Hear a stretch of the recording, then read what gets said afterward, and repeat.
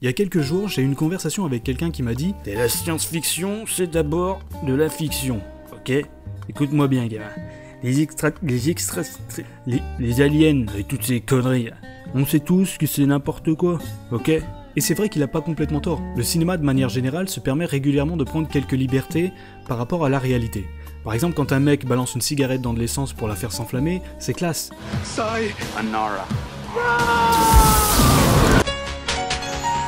Mais en vrai, ça marche pas.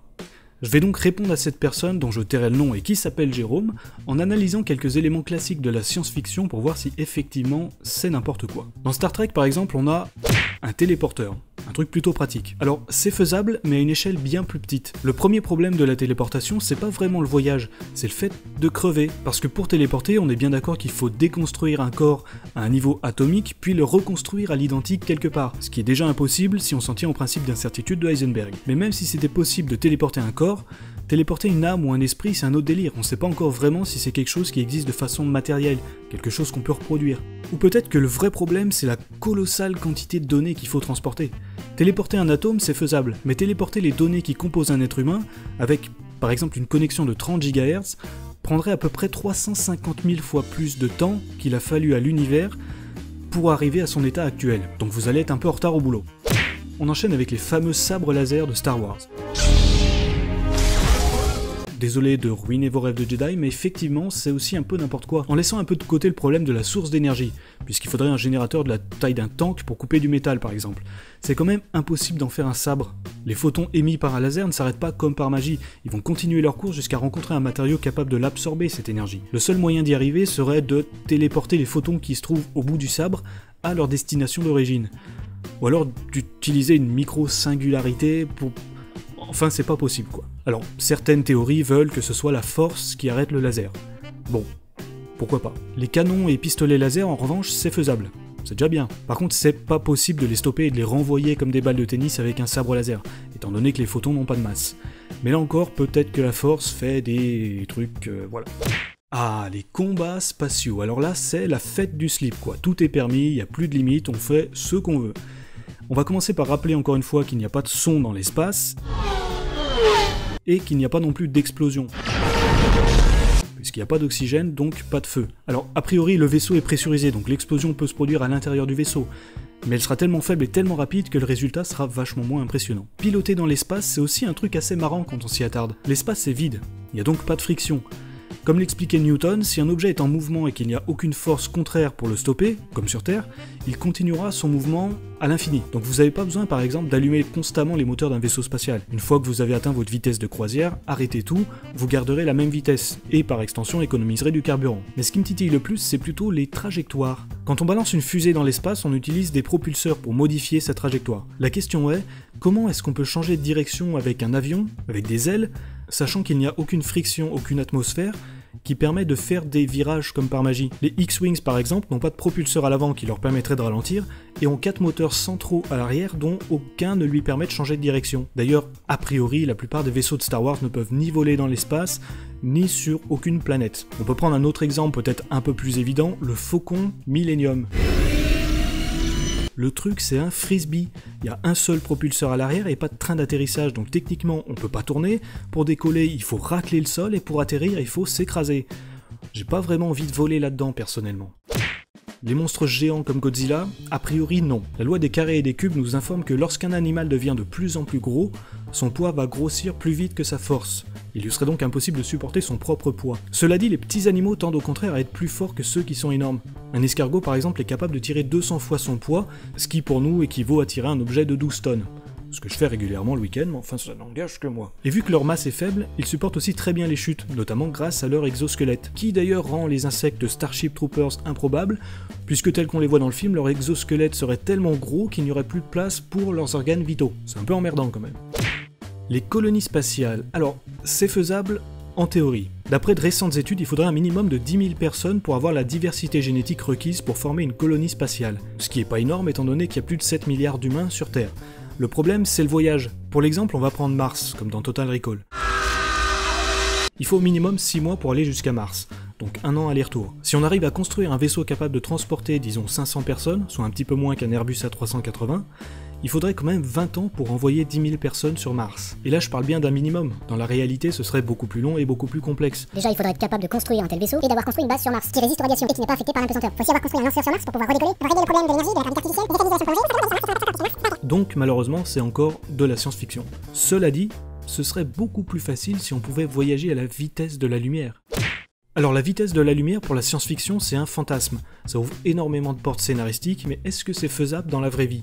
Bon, on va rentrer dans un sujet assez complexe mais finalement assez simple à résumer, on ne voyagera jamais à la vitesse de la lumière. Pour plusieurs raisons assez simples, la première c'est que c'est assez compliqué de créer un appareil aussi rapide, doublement quand il s'agit de transporter des humains. Par exemple, aller à la vitesse de la lumière équivaut à faire 7 fois le tour de la Terre en une seconde. Donc ça risque de coûter cher en sac à vomi. Le deuxième problème, c'est qu'on n'aura jamais assez d'énergie pour voyager à cette vitesse. On est bien d'accord qu'un plein d'essence, ça part beaucoup plus vite si on roule avec un 4x4 qu'avec une 4L. Donc imaginez un peu le bordel si on devait aller à cette vitesse. La troisième raison qui nous concerne un peu plus, c'est qu'on serait tout simplement désintégré bien avant qu'on atteigne cette vitesse. Un autre problème que les films ont laissé de côté, c'est les collisions. Je veux bien croire que l'espace c'est grand et qu'on trouve pas des dodanes un peu partout, mais c'est loin d'être vide. On a des nuages de poussière, des débris interstellaires, et à cette vitesse, un caca d'œil de dinosaures extraterrestres serait à peu près équivalent à s'asseoir sur une bombe nucléaire. Autre point, les distances. L'univers, c'est grand. Imaginons qu'on voyage à 17 km par seconde. C'est la vitesse à laquelle se déplace Voyageur 1, ce qui est déjà beaucoup, ça fait quand même un peu plus de 60 000 km/h. Il nous faudrait 6 heures pour atteindre la Lune, 37 jours pour atteindre Mars et 27 ans pour seulement atteindre la frontière de notre système solaire. Du coup, on en vient au dernier point, le temps. Le temps n'est pas figé, il est relatif. Eh bien, chaque heure passée sur cette planète équivaudra à 7 années sur notre vieille Terre. Plus vite vous voyagez dans l'espace, plus lentement vous voyagez dans le temps par rapport à ceux qui sont restés sur Terre. Par exemple, vous prenez votre vaisseau et vous décidez d'aller visiter le potentiel trou noir au centre de la Voie lactée. Donc, notre galaxie, pour ceux qui ont séché les cours au collège, soit un trajet d'environ 27 000 années-lumière. Et si on prend en compte les phases d'accélération et de décélération pour faire ça de façon réaliste, on va dire, il vous faudra survivre 385 ans pour y arriver. Mais bon, imaginons que vous êtes toujours en vie, au moment où vous prenez votre premier selfie devant ce trou noir, 27 000 années se sont écoulées sur Terre. Donc la vitesse de la lumière, c'est bien, c'est rapide, mais c'est pas assez rapide. Et on va terminer avec un dernier exemple, celui auquel on se réfère le plus lorsqu'on parle de science-fiction, les extraterrestres. Est-ce que les petits hommes verts c'est aussi n'importe quoi ? Alors, a priori oui, puisqu'on n'en a jamais croisé. Cela dit, il y a des espèces terrestres qu'on n'a aussi jamais croisées. C'est pas super français comme phrase, mais je vais la garder quand même. La Terre hébergerait entre 5 et 10 millions d'espèces, et à l'heure actuelle, on en a seulement découvert 1 à 2 millions. Ce qui veut dire qu'il y a encore des espèces qu'on doit découvrir, mais on sait qu'elles sont là. On est donc capable d'affirmer qu'il existe des choses dont on ignore encore l'existence. Du coup, peut-être qu'on peut appliquer ce concept à une échelle un peu plus grande.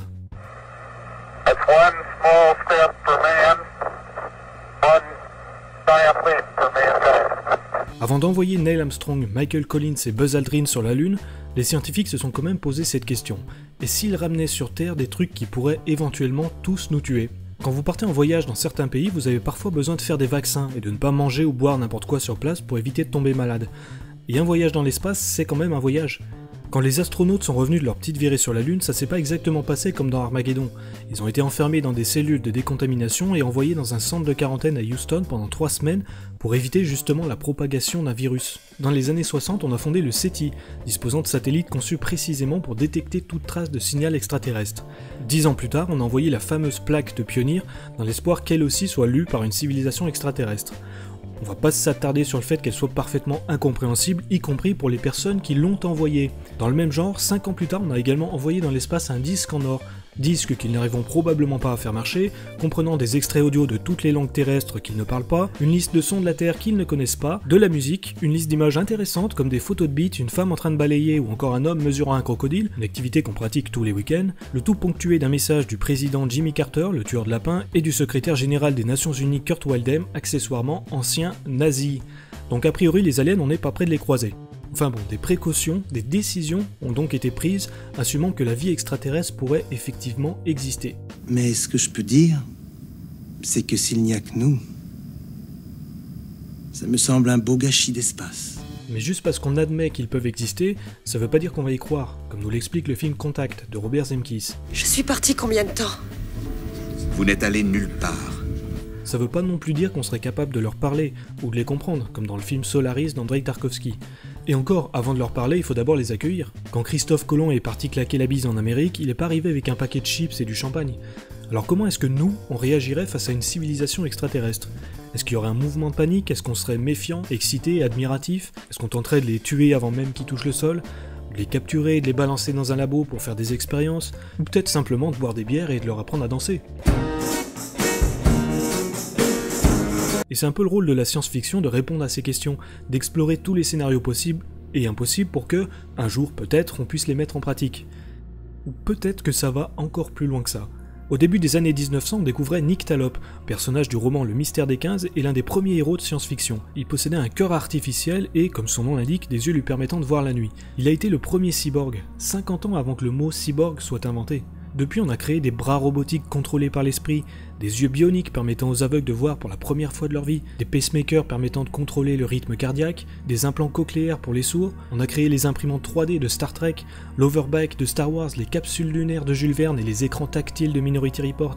Voilà à quoi sert la science-fiction, à nous rappeler que les limites ne sont pas des barrières, mais des frontières qu'on peut franchir. Les frontières du temps, de l'espace, de la technologie, de la connaissance. Nous sommes libres. Libre d'aller là où l'homme n'est jamais allé, de voir ce qu'on ne peut pas voir, de vivre un rêve ou un cauchemar, libre de rendre le futur réalisable.